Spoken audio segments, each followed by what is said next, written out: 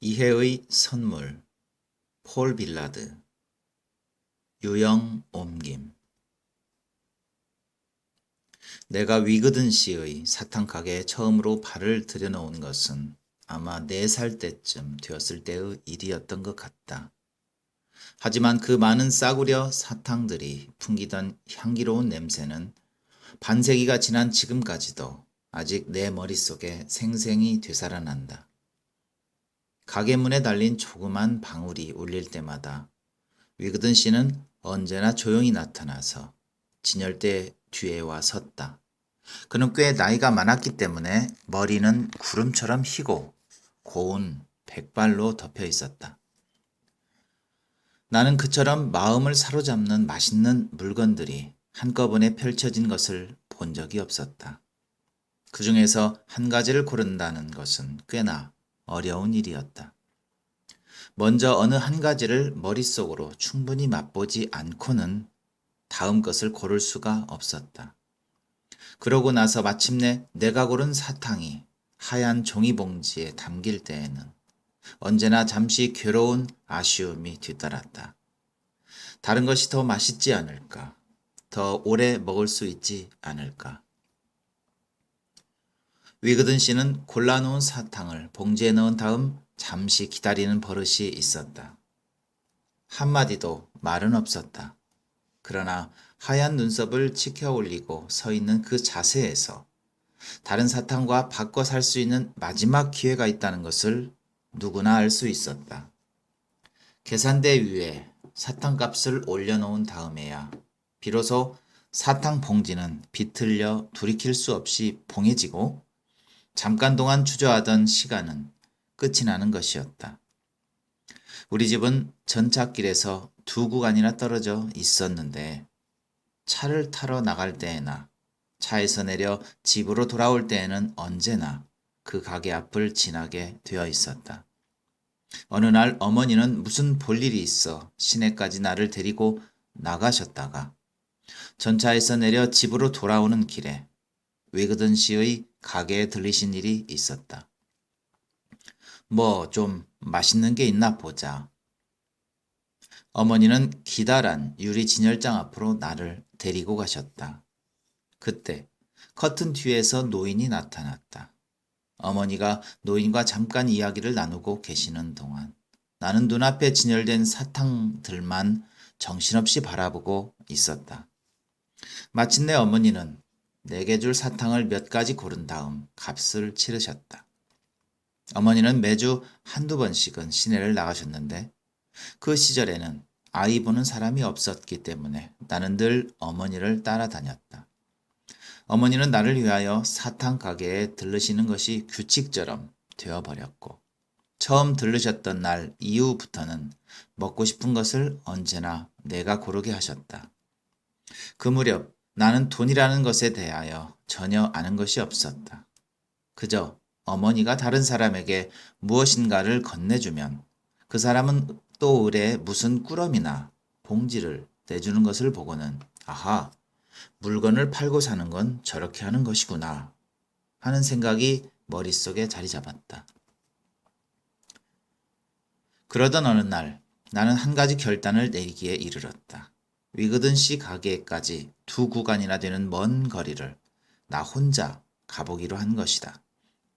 상당히 애를 쓴 끝에 간신히 그 가게를 찾아 커다란 문을 열었을 때 귀에 들려오던 그 방울 소리를 지금도 나는 뚜렷이 기억한다. 나는 두근거리는 가슴을 안고 천천히 진열대 앞으로 걸어갔다.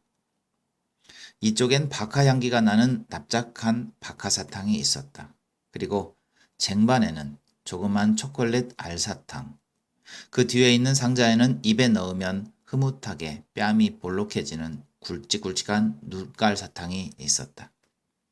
단단하고 반들반들하게 짙은 암갈색 설탕옷을 입힌 땅콩을 위거든 씨는 조그마한 주걱으로 떠서 팔았는데 2주걱에 1센트였다.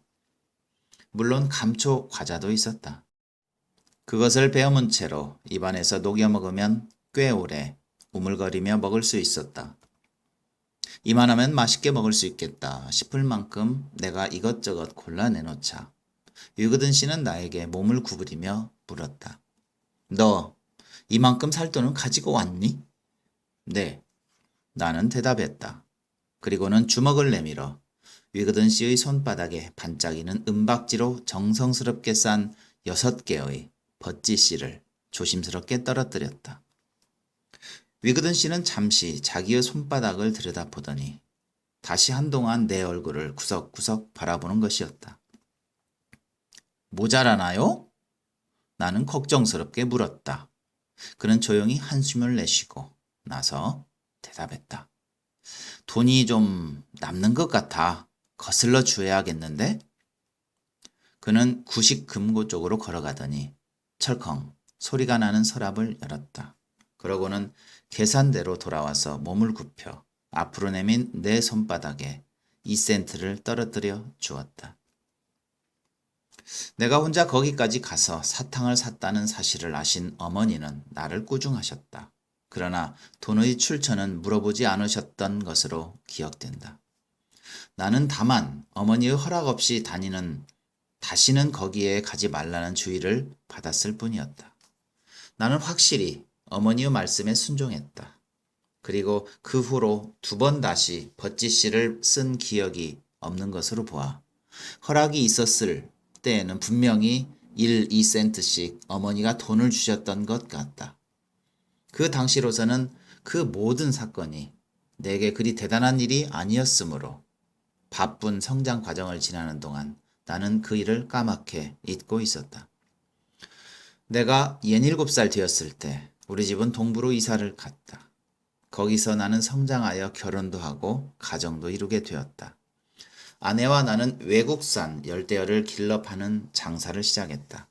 당시는 양어장이 아직 초창기를 벗어나지 못했던 시절이라 대부분의 물고기는 아시아, 아프리카, 남아메리카 등지에서 직접 수입하고 있었다. 그래서 한 쌍에 $5 이하짜리는 없을 정도였다. 어느 화창한 오후 남자아이 하나가 제 누이 동생과 함께 가게에 들어왔다. 남자아이는 17살 정도밖에는 안 되어 보였다. 나는 바쁘게 어항을 닦고 있었다. 두 아이는 눈을 커다랗게 뜨고 수정처럼 맑은 물속을 헤엄치고 있는 아름다운 열대어들을 바라보았다. 그러다가 남자아이가 소리쳤다. 야, 우리도 저거 살 수 있죠? 그럼 나는 대답했다. 돈만 있으면야. 네, 돈은 많아요. 하고 남자아이가 자신있게 말했다. 그 말한 폼이 어딘가 친근하게 느껴졌다. 아이들은 얼마 동안 물고기들을 살펴보더니 손가락으로 몇 가지 종류를 가리키며 한 쌍씩 달라고 했다. 나는 그 아이들이 고른 것을 그물로 건져 휴대 용기에 담은 후 들고 가기 좋도록 비닐봉지에 넣어 남자아이에게 건네주며 말했다. 조심해서 들고 가야 한다. 네. 남자아이는 고개를 끄덕이며 제 누이 동생을 돌아보고 말했다. 내가 돈을 내. 나는 손을 내밀었다. 다음 순간 꼭 쥐어진 여자아이의 주먹이 내게 다가왔을 때 나는 앞으로 일어나게 될 사태를 금방 알아챘다. 그리고 그 어린 소녀의 입에서 나올 말까지도 소녀는 쥐었던 주먹을 펴고 내 손바닥에 5센트짜리 백동화 2개와 10센트짜리 은화 1개를 쏟아놓았다. 그 순간 나는 먼 옛날에 위그든 씨가 내게 물려진 유산이 내 마음속에서 솟아오르는 것을 느꼈다.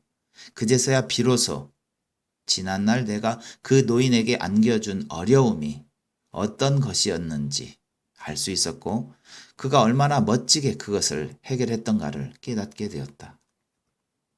손에 들어온 그 동전들을 바라보고 있노라니 나는 그 조그만 사탕 가게에 다시 들어가 있는 기분이었다. 나는 그 옛날 위그든 씨가 그랬던 것처럼 두 어린이의 순진함과 그 순진함을 보존할 수도 파괴할 수도 있는 힘이 무엇인가를 알게 되었다. 그날의 추억이 너무나도 가슴에 벅차 나는 목이 메었다. 소녀는 기대에 찬 얼굴로 내 앞에 서 있었다. 모자라나요? 소녀는 작은 목소리로 물었다. 돈이 좀 남는걸? 나는 목이 메는 것을 간신히 참으며 말했다. 거슬러 줄 게 있다. 나는 금고 서랍을 뒤져 소녀가 내민 손바닥에 2센트를 떨어뜨려 주었다. 그리고 나서 자기들의 보물을 소중하게 들고 길을 걸어 내려가고 있는 두 어린이의 모습을 문간에서 지켜보고 서 있었다. 가게 안으로 들어와 보니 아내는 어항 속의 물풀들을 다시 가다듬어 놓느라고 걸상 위에 올라서서 두 팔을 팔꿈치까지 물속에 담그고 있었다. 대관절 무슨 까닭인지 말씀해 보세요.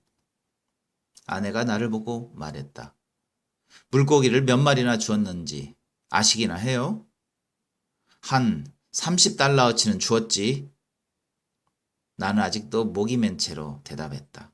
하지만 그럴 수밖에 없었어. 내가 위그든 씨에 대한 이야기를 끝마쳤을 때 아내의 두 눈은 젖어 있었다.